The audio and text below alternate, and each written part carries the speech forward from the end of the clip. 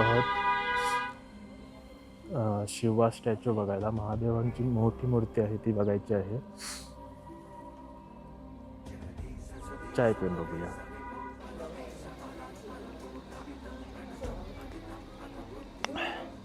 इथे थोडी थंडी आहे आणि गरम चाय खूप मस्त वाटतं.